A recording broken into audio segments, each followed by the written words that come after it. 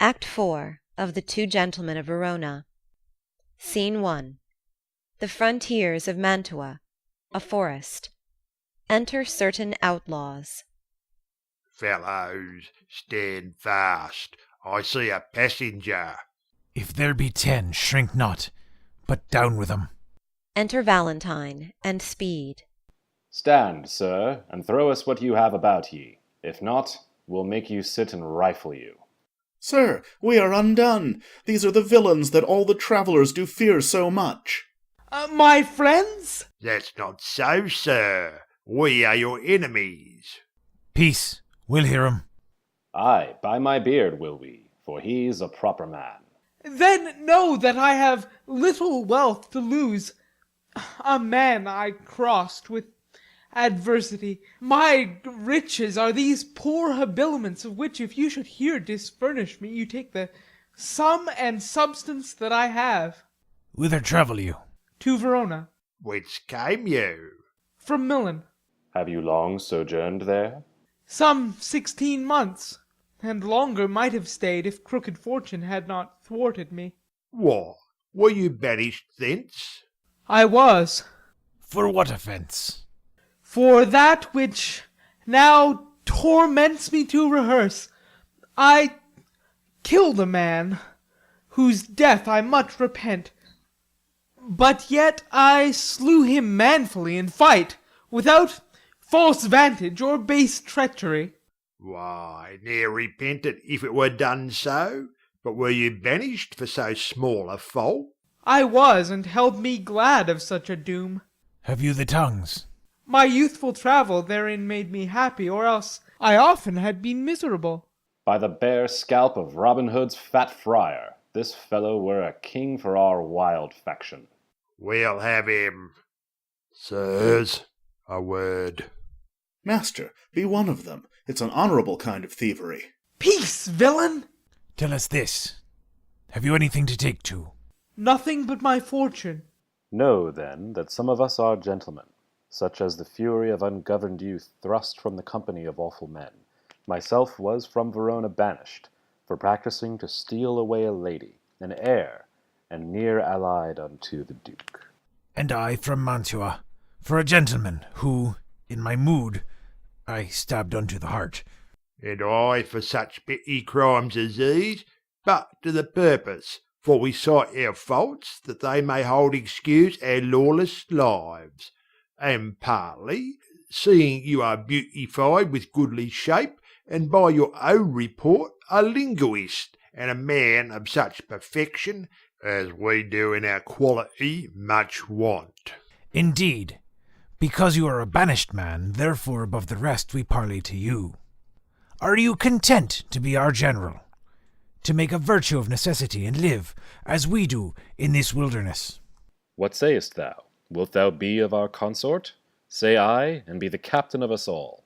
We'll do thee homage and be ruled by thee. Love thee as our commander and our king.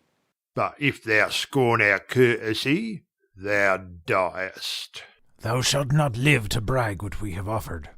I take your offer and will live with you, provided that you do no outrages on silly women or poor passengers.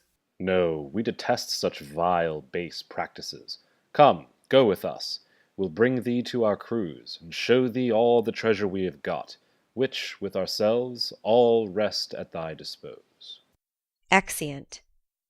Scene 2. Milan. Outside the Duke's palace, under Silvia's chamber. Enter Proteus. Already I have been false to Valentine, and now I must be as unjust to Thurio. Under the colour of commending him, I have accessed my own love to prefer. But Silvia is too fair, too true, too holy to be corrupted with my worthless gifts. When I protest true loyalty to her, she twits me with my falsehood to my friend. When to her beauty I commend my vows, she bids me think how I have been forsworn in breaking faith with Julia, whom I loved.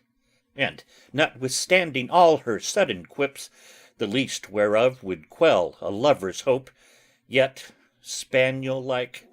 The more she spurns my love, the more it grows, and fawneth on her still. But here comes Thurio. Now must we to her window, and give some evening music to her ear. Enter Thurio and musicians. How now, Sir Proteus, are you crept before us? Ay, gentle Thurio, for you know that love will creep in service where it cannot go. Ay, but I hope, sir, that you love not here. Sir, but I do, or else I would be hence. Who? Silvia? Ay, Silvia, for your sake. I thank you for your own.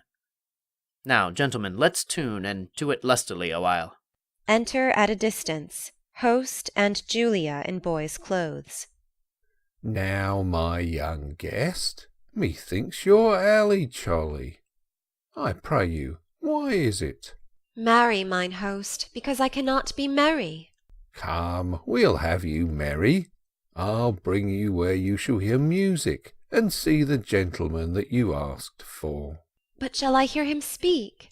Ay, that you shall. That will be music. Music plays. Hark, hark! Is he among these? Ay, but peace, let's hear 'em. Song. Who is Silvia? What is she, that all our swains commend her? Holy, fair, and wise is she. The heavens such grace did lend her, that she might admired be. Is she kind as she is fair? For beauty lives with kindness. Love doth to her eyes repair, to help him of his blindness, and being helped, inhabits there. Then to Silvia let us sing, that Silvia is excelling. She excels each mortal thing, upon the dull earth dwelling. To her let us garlands bring. How now? Are you sadder than you were before?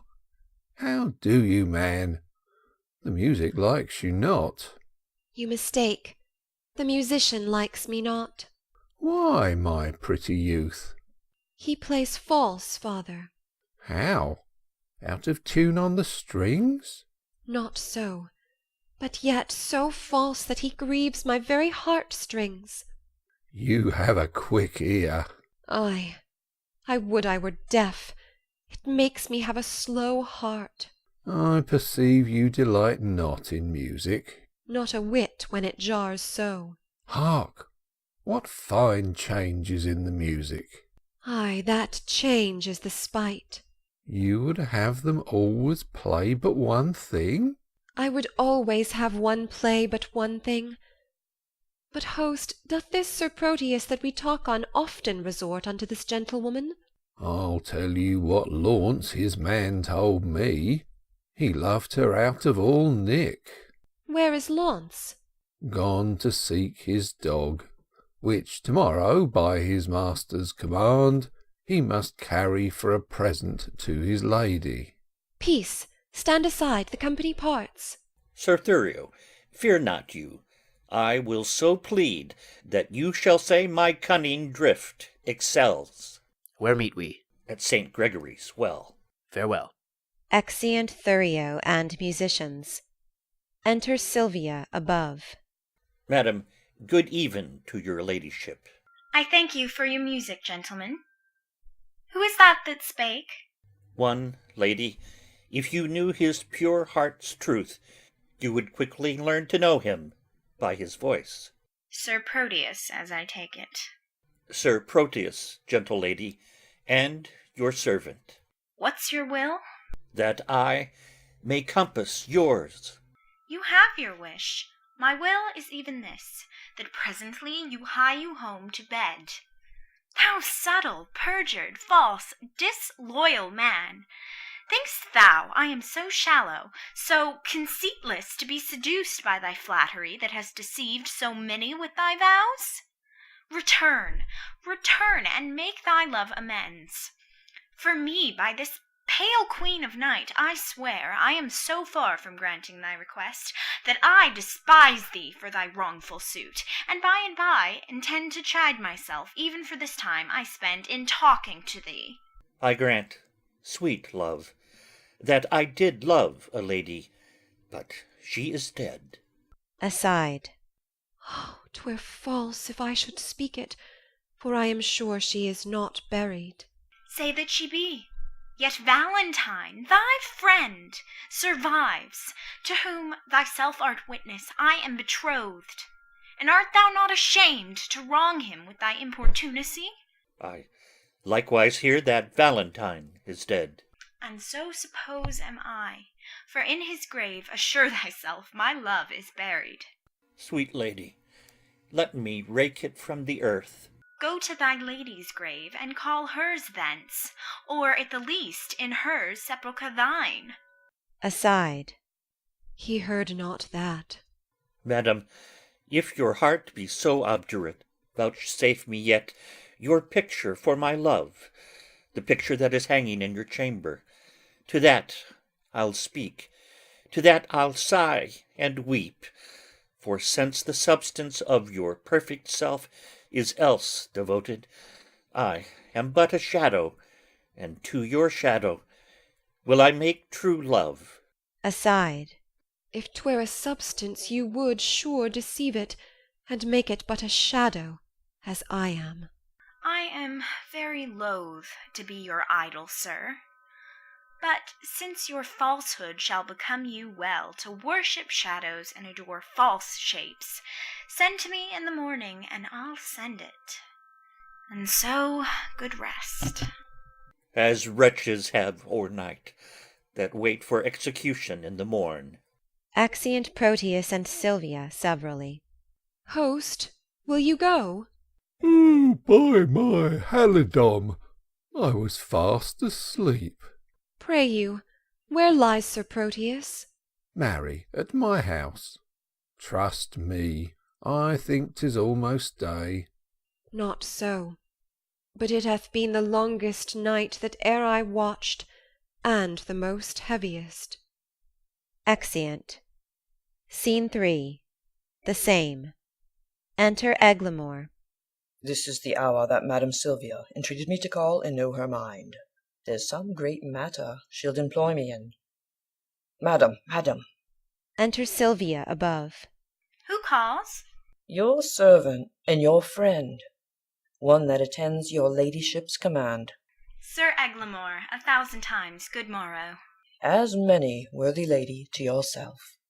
According to your ladyship's impose, I am thus early come to know what service it is your pleasure to command me in. O Eglamour, thou art a gentleman. Think not I flatter, for I swear I do not. Valiant, wise, remorseful, well accomplished.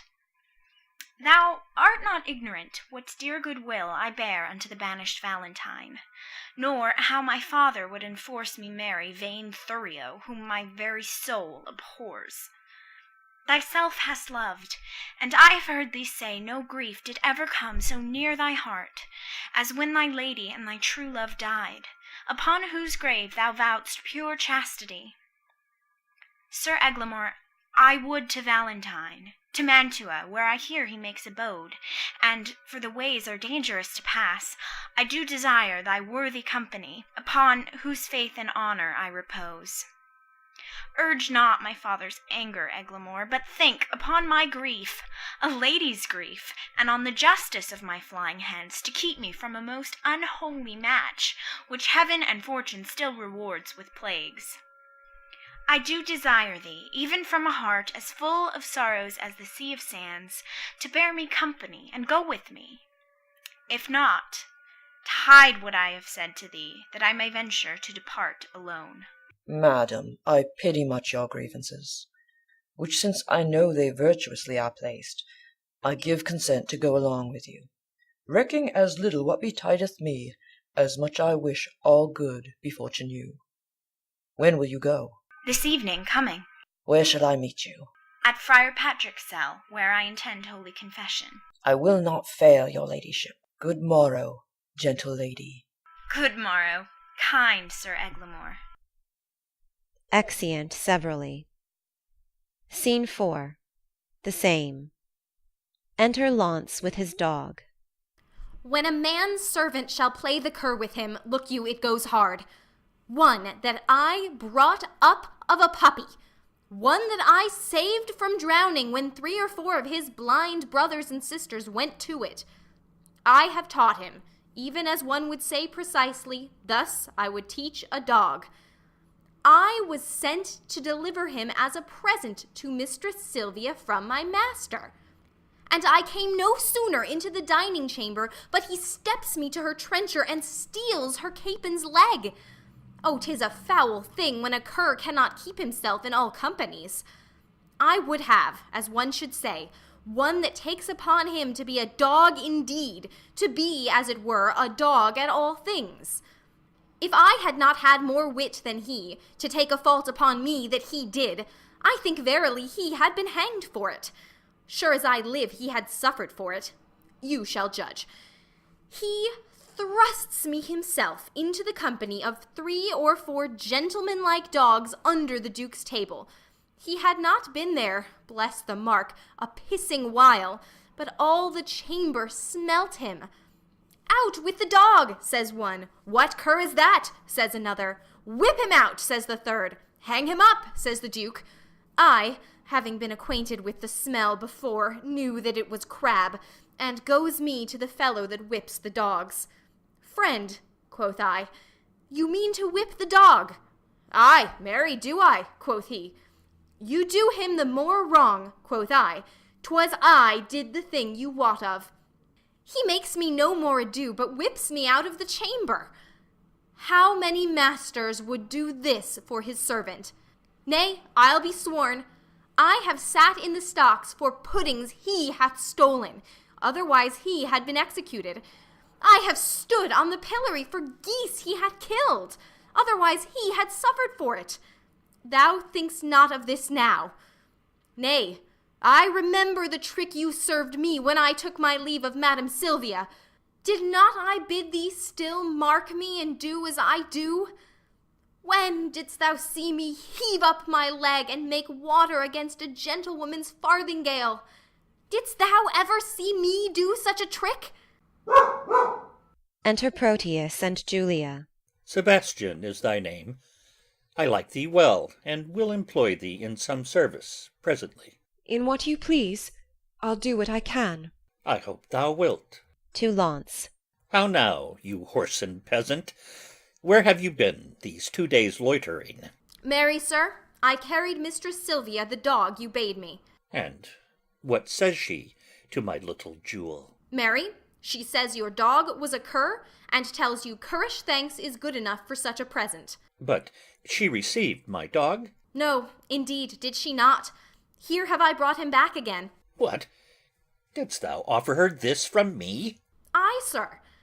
The other squirrel was stolen from me by the hangman boys in the marketplace, and then I offered her mine own, who is a dog as big as 10 of yours, and therefore the gift the greater. Go get thee hence, and find my dog again, or ne'er return again into my sight. Away, I say. Stay'st thou to vex me here? Exit Launce. A slave that still an end turns me to shame. Sebastian, I have entertained thee, partly that I have need of such a youth that can with some discretion do my business, for 'tis no trusting to yond foolish lout, but chiefly for thy face and thy behaviour, which, if my augury deceive me not, witness good bringing up, fortune, and truth. Therefore know thou, for this I entertain thee. Go presently, and take this ring with thee. Deliver it to Madam Sylvia. She loved me well, delivered it to me. It seems you loved not her to leave her token. She is dead, belike? Not so. I think she lives. Alas! Why dost thou cry, alas? I cannot choose but pity her. Wherefore shouldst thou pity her? Because, methinks, that she loved you as well as you do love your Lady Sylvia. She dreams of him that has forgot her love. You dote on her that cares not for your love. 'Tis pity love should be so contrary, and thinking of it makes me cry. Alas! Well, give her that ring, and therewithal this letter. That's her chamber. Tell my lady I claim the promise for her heavenly picture. Your message done, hie home unto my chamber, where thou shalt find me sad and solitary. Exit. How many women would do such a message? Alas, poor Proteus, thou hast entertained a fox to be the shepherd of thy lambs. Alas, poor fool, why do I pity him that with his very heart despiseth me? Because he loves her, he despiseth me. Because I love him, I must pity him. This ring I gave him when he parted from me, to bind him to remember my good will. And now am I, unhappy messenger, to plead for that which I would not obtain, to carry that which I would have refused, to praise his faith which I would have dispraised. I am my master's true confirmed love, but cannot be true servant to my master, unless I prove false traitor to myself. Yet will I woo for him, but yet so coldly as heaven it knows I would not have him speed. Enter Silvia, attended. Gentlewoman, good day. I pray you, be my mean to bring me where to speak with Madam Silvia.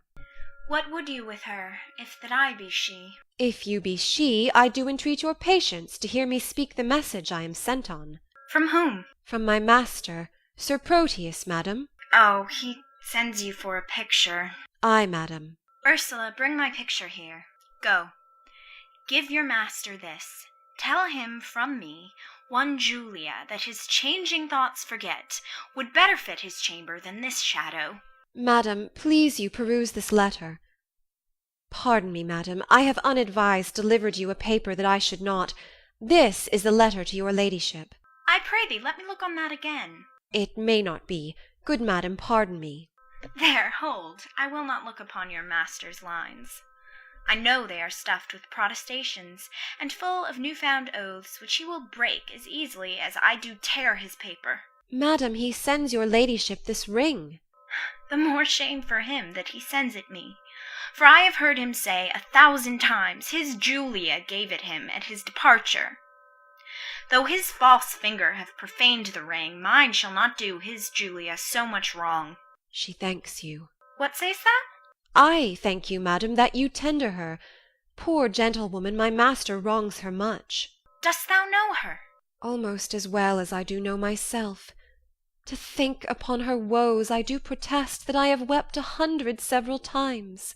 Belike she thinks that Proteus hath forsook her. I think she doth, and that's her cause of sorrow. Is she not passing fair? She hath been fairer, madam, than she is. When she did think my master loved her well, she in my judgment was as fair as you. But since she did neglect her looking-glass, and threw her sun-expelling mask away, the air hath starved the roses in her cheeks, and pinched the lily tincture of her face, that now she is become as black as I. How tall was she? About my stature, for at Pentecost, when all our pageants of delight were played, our youth got me to play the woman's part, and I was trimmed in Madam Julia's gown, which served me as fit by all men's judgments as if the garment had been made for me. Therefore I know she is about my height. And at that time I made her weep a good, for I did play a lamentable part. Madam, 'twas Ariadne passioning for Theseus' perjury and unjust flight, which I so lively acted with my tears that my poor mistress, moved therewithal, wept bitterly, and would I might be dead if I in thought felt not her very sorrow. She is beholding to thee, gentle youth. Alas, poor lady, desolate and left. I weep myself to think upon thy words. Here, youth, there is my purse. I give thee this for thy sweet mistress's sake, because thou lovest her. Farewell. Exit Silvia with attendants. And she shall thank you for it, if e'er you know her. A virtuous gentlewoman, mild and beautiful. I hope my master's suit will be but cold, since she respects my mistress's love so much. Alas, how love can trifle with itself! Here is her picture. Let me see. I think if I had such attire, this face of mine were full as lovely as is this of hers. And yet the painter flattered her a little, unless I flatter with myself too much. Her hair is auburn, mine is perfect yellow. If that be all the difference in his love, I'll get me such a coloured periwig. Her eyes are grey as glass, and so are mine. Ay, but her forehead's low, and mine's as high. What should it be that he respects in her, but that I can make respective in myself, if this fond love were not a blinded god? Come, shadow, come and take this shadow up, for 'tis thy rival. O thou senseless form, thou shalt be worshipped, kissed, loved, and adored. And were there sense in his idolatry, my substance should be statued in thy stead. I'll use thee kindly for thy mistress' sake, that used me so. Or else, by Jove, I vow I should have scratched out your unseeing eyes to make my master out of love with thee. Exit. End of Act 4.